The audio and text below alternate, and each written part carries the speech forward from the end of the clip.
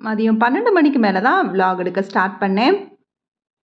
கொஞ்சம் வெளி வேலைகள் இருந்ததுனால, அத முடிச்சுட்டு வீட்டுக்கு வரவே 12 மணி ஆயிருச்சு. வந்ததும் கிச்சன்ல சின்ன சின்ன வேலைகள் இருந்துச்சு. அத தான் பார்த்துட்டு இருந்தேன். அதில ஃபர்ஸ்ட்டு ஒர்க்கு ஈவினிங் மேல மாக்கோலம் போடணும் பூஜை அறையில.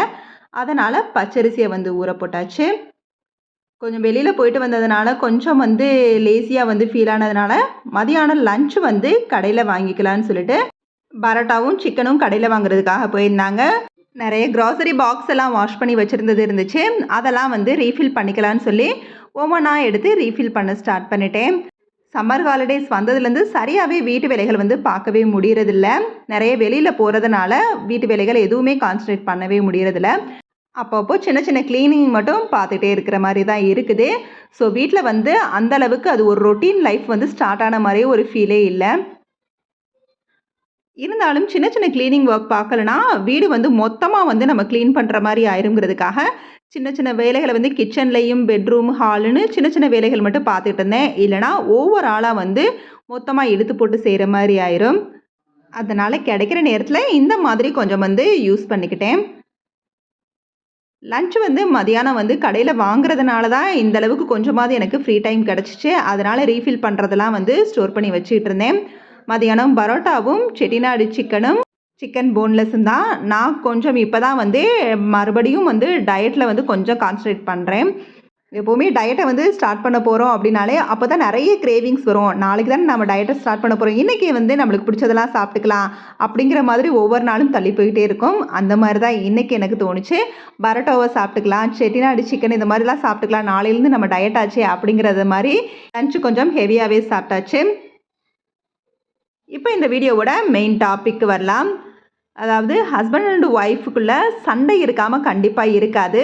சண்டையே இல்லாமல் ஸ்மூத்தாக போனால் கண்டிப்பாக நம்மளுக்கே அது போர் அடிக்கும். சின்ன சின்ன சண்டைகள் இடையில வந்தால் தான் கொஞ்சம் டைம் பாஸ் பண்ணுற மாதிரி கூட இருக்குங்கிறதுலே வச்சுக்கலாம். ஆனாலும் அந்த சண்டையெல்லாம் வந்து சின்ன சின்ன செல்ல சண்டையாக தான் இருக்கணுமே தவிர ரொம்ப அடி தடின்னு அந்த மாதிரி தடால் புடாலாக இருக்கக்கூடாது. அது வந்து நம்மளை வந்து அந்த நேரம் நம்மளோட கோவத்தை மட்டும் நம்ம வெளிப்படுத்திடுறோம். அந்த நேரம் நம்ம பக்கத்தில் இருக்க குழந்தைங்களை கூட நம்ம மறந்துடுறோம். அந்த அளவுக்கு ரொம்ப ஹார்ஷாக வந்து பிஹேவ் பண்ணுவோம். அப்படி மாற்றி மாற்றி வந்து நீ பேசு நான் பேச அப்படிங்கிற மாதிரி சண்டை வந்து முத்தி போயிட்டே இருக்கும். அது நம்ம குழந்தைங்கள எவ்வளோ சஃபர் பண்ணுங்கிறத நம்ம வந்து யோசிக்கிறதில்ல. முடிஞ்ச அளவுக்கு நம்மளோட சண்டைகளை வந்து குழந்தைகள் முன்னாடி வந்து காட்டிக்க வேணாம். கண்டிப்பாக அது வந்து அவங்களுக்கு ரொம்ப ஸ்ட்ரெஸ்ஸை கொடுக்கும்.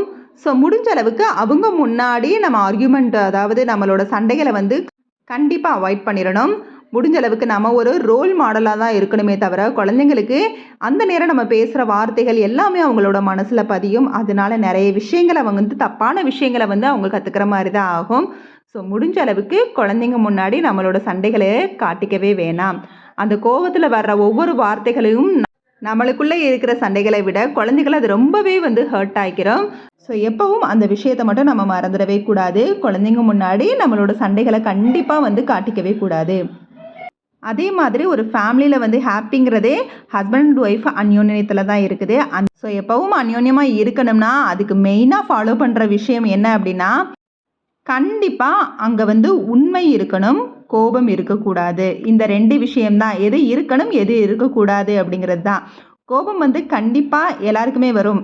நீ உனக்கு மட்டும்தான் வரணும், எனக்கு மட்டும்தான் வரணும் அப்படிங்கிற மாதிரி தாட்டெல்லாம் இல்லை. யாருக்கு வந்தாலும் அந்த நேரம் கண்டிப்பாக நம்ம வந்து அமைதியாக இருக்கணும். சாதாரண கோபம்ங்கிறது வேற, அதாவது எல்லை மீறிய கோபம். அதாவது அந்த நேரம் வந்து கடுமையான என்ன வார்த்தை வாயில் வருதோ அதை வந்து பேசுகிறது, அது வந்து ரொம்பவே தப்பு.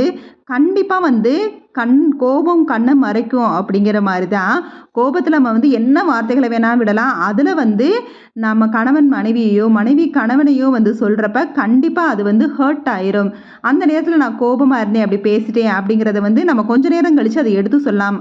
ஆனால் அந்த வார்த்தை அவங்கள எந்த அளவுக்கு காயப்படுத்துங்கிறத நம்ம வந்து யோசிக்க மறந்துடுவோம்.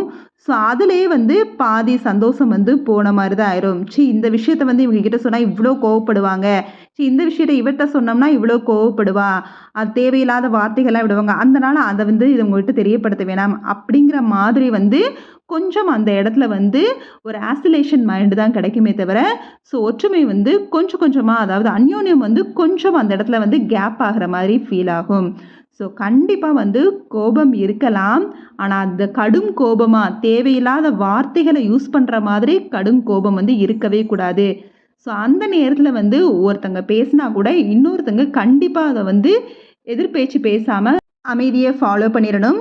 ஏன்னா அந்த நேரம் வந்து அவங்க கண்டிப்பாக ஹர்ட்டான வார்த்தைகளை வந்து யூஸ் பண்ணால் கூட அது நம்மளுக்கு ரொம்பவே வந்து கோவப்படுத்தும். சில நேரம் வந்து அழுக கூட வரும். ஸோ அந்த மாதிரி நான் என்ன பண்ணுவேன்னா, எனக்கு வந்து கடுமையான வார்த்தைகளை வந்து கேட்டாலே கொஞ்சம் அழுக தான் வரும். ஸோ அந்த நேரத்தில் அங்கே வந்து அழுகவும் மாட்டேன். அதை வந்து தனியாக இருந்து தான் அழுவேனே தவிர அது அவங்க முன்னாடி காட்டிக்கவும் மாட்டேன். ஸோ அந்த நேரம் வந்து நான் அதை கண்டுக்காத மாதிரி இருக்கும். ஆனால் அது என்னோட மனசில் வந்து ஹர்ட் ஆகும். ஸோ அந்த நேரத்தில் வந்து நான் அமைதியாக இருந்துட்டு போகிறதுனால சண்டைகள் வந்து முத்தாது.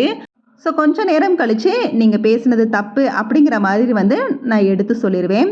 இருந்தாலும் கோபத்தில் எப்பயாவது ஒரு சில நேரம் வார்த்தைகள் விட்டால் அந்த வார்த்தைகள் கண்டிப்பாக நம்மளை வந்து ரொம்பவே பாதிக்கும். ஸோ கோபம் வர்றப்ப கண்டிப்பாக அமைதியாயிருங்க.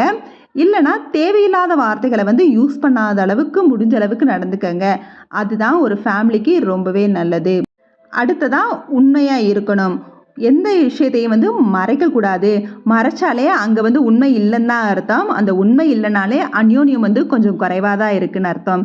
ஸோ முடிஞ்ச அளவுக்கு உண்மையை வந்து பேசி பழகுங்க. முடிஞ்ச அளவுக்கு இல்லை, கண்டிப்பாக ஹஸ்பண்ட் அண்ட் ஒய்ஃபுக்குள்ளே ஒளிவு மறைவு இருக்கவே கூடாது. ஒளிவு மறைவு இருந்தாலே அங்கே வந்து கண்டிப்பாக அந்யோன்யம் குறையும். இந்த 2 விஷயத்தை ஃபாலோ பண்ணாலே கண்டிப்பாக வந்து குடும்பம் வந்து எப்போவுமே சந்தோஷமாகவும் இருக்கும். ஹஸ்பண்ட் அண்ட் ஒய்ஃபோட புரிதலுமே கொஞ்சம் அதிகமாகவே மாறிடும். இது வந்து இப்போ வரைக்கும் நான் ஃபாலோ பண்ணிட்டு இருக்க விஷயத்தை தான் உங்ககிட்ட நான் வந்து ஷேர் பண்ணுறேன். இதில் ஏதாவது நிறைகுறை இருந்தால் கண்டிப்பாக கமெண்ட்டில் சொல்லுங்கள். ஸோ அந்யோன்யமான வாழ்க்கைக்கு கோபத்தை குறைச்சி உண்மையை அதிகரிச்சுக்கோங்க. மதியானம் நல்லா சாப்பிட்டுட்டு ஈவினிங் மேலே குளிச்சுட்டு விளக்கி பூஜை அறையெல்லாம் நல்லா மாக்கோளம் போட்டு ரெடி பண்ணி வச்சுட்டேன்.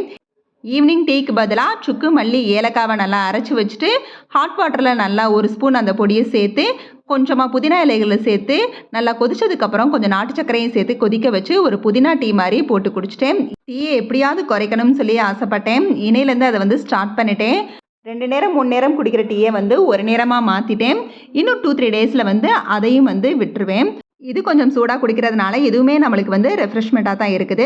ஸோ கண்டிப்பாக வந்து டீயை விட்டுருவேங்கிற ஹோப் வந்து இப்போ வந்துருச்சு. மார்னிங்குமே டீயும் குடிக்கிறதுல புதினா டீயும் குடிக்கிறதுல வெறும் சோம்பு சீரகம் வாட்டர் மட்டும்தான். நாளையிலேருந்தே கொஞ்சம் ஸ்ட்ரிக்டாக டயட்டை ஃபாலோ பண்ணிடுவோம் அப்படிங்கிறதுக்காக இன்றைக்கி இருந்து இந்த ஹேபிட்டை வந்து நான் கொண்டு வந்துட்டேன். இதோட இந்த வீடியோ முடியுது. இந்த வீடியோ பிடிச்சிச்சுன்னா லைக் பண்ணி ஷேர் பண்ணி கமெண்ட் பண்ணுங்கள். மறக்காமல் நம்ம சேனலை சப்ஸ்கிரைப் பண்ணுங்கள். Okay, bye. தேங்க்ஸ் ஃபார் வாட்சிங்.